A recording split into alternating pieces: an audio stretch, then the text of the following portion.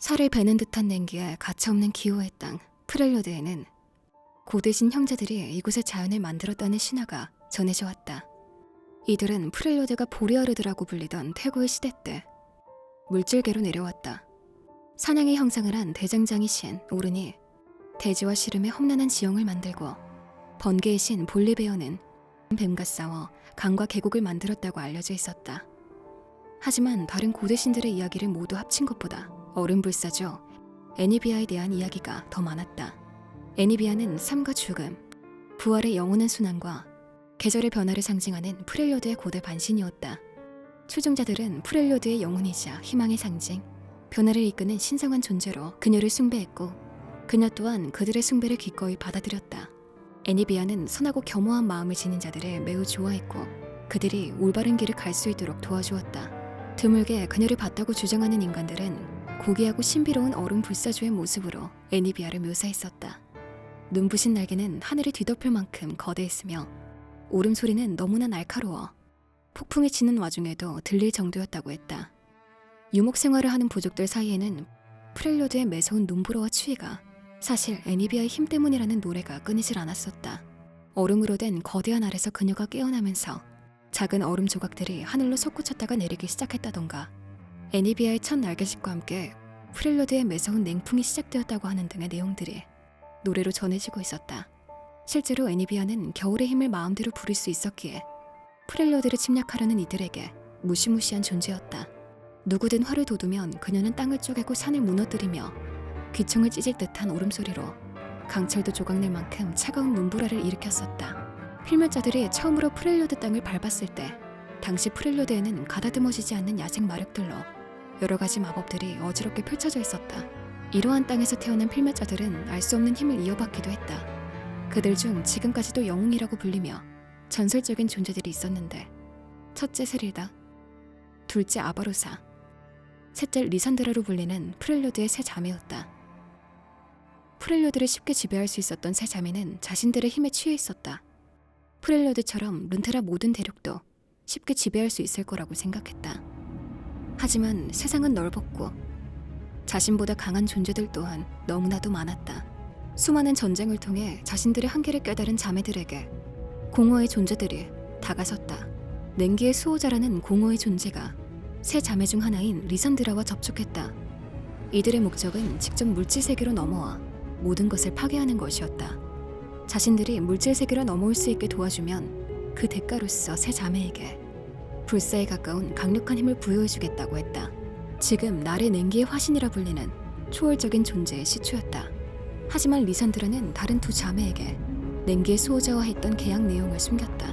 계약의 내용을 알았다면 태초의 마법을 받아들이지 않을 터였기 때문이었다. 자신을 숭배하는 이들 중 초월적인 존재들이 나오자 애니비아는 기뻐했다. 나약했던 필멸자들이었지만 냉기의 화신이라 불리는 자들은 프렐료드를 지키기엔 충분히 강했었다. 애니비아는 오른에게 부탁하여 그들에게 줄 얼음 정수를 만들었다. 얼음 정수는 영혼이 녹지 않는 순수하고 강력한 힘의 결정체였기 때문에 얼음 정수에서 흘러나오는 냉기는 평범한 필멸자들이 견뎌낼 만한 수준이 아니었다. 얼음과는 비교도 안 되는 냉기를 통해 작은 파편으로도 사람을 죽일 수 있을 정도로 강력해서 이를 휘두를 수 있는 것은 태생적으로 강인한 육체와 치위와 냉기의 높은 저항력을 가진 세 자매의 후손인 냉기의 화신들 뿐이었다. 필멸자에게 호의적이었던 애니비아에 비해 다른 고대신들은 그렇게 호의적이지 않았다. 특히 세 자매는 오른에게 여러 가지를 부탁하여 오른을 귀찮게 했고 그녀들이 지닌 힘은 볼리베어의 심리를 불편하게 만들었다. 그렇기에 고대신들의 의견은 하나로 모이기 힘들었다. 오른은 인간들의 일에 간섭하지 않기를 원했고 볼리베어는 고대의 전통을 거스르는 자들을 배격하고자 했다. 애니비아는 필멸자들을 추위로부터 보호하고 보살펴왔기에 이들을 대표하는 세 자매와 협력하기를 바랬다. 세 자매는 얼음 벌판에서 벌어진 수많은 전투에서 하나로 뭉쳐 승리를 거두었다. 누구도 하나가 된 이들을 막을 수 없었다. 하지만 피로 맺어진 이들의 유대는 어떤 사건으로 점차 흔들리기 시작했다. 세릴다와 아바로사가 계약의 실체를 알게 된 것이었다. 두 자매는 분노와 두려움에 치를 떨었고 리산드라는 이 모든 은총이 공허의 존재, 즉 냉기의 수호자로부터 비롯되었다는 사실을 두 자매에게 상기시켰다. 이내 세 자매 사이로 냉랭한 분위기가 흐르며 지상이 갈라지고 수천 명의 전사들이 심연으로 추락했다. 그렇게 처음으로 냉기의 수호자들이 그들 앞에 나타났고 프렐료드에서 가장 춥고 척박한 땅인 칼바람 나락에서 전투가 일어났다. 이 전쟁에서 세릴다, 아바르스와 더불어 그들의 후손인 수많은 냉기의 화신들이 희생되었다. 이 모든 것은 리산드라의 계획이었다. 그렇게 자매들과 그들을 따르는 부족들을 희생시켜서 칼바람 나라 깊숙한 곳에 냉기 수호자들을 봉인했다. 사실 리산드라의 계획은 성공할 수 없었다.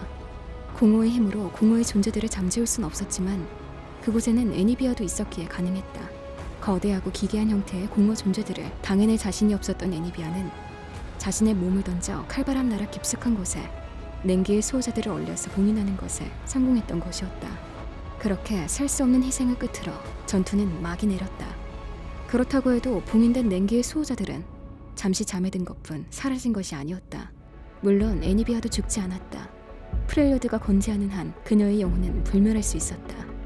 수백 년, 수천 년이 걸리더라도 새로운 시대가 시작될 때면 애니비아는 부활했다. 그래서 그녀의 부활은 놀라운 축복이면서도 끔찍한 재앙의 전조이기도 했다. 또한 무언가의 시작과 끝을 예견하는 존재로 여겨졌다. 한편 리산드라는 자매들을 희생시킨 자신의 배반 행위가 드러나지 않도록 수세기에 걸쳐 역사와 기록을 하나하나 날조했다.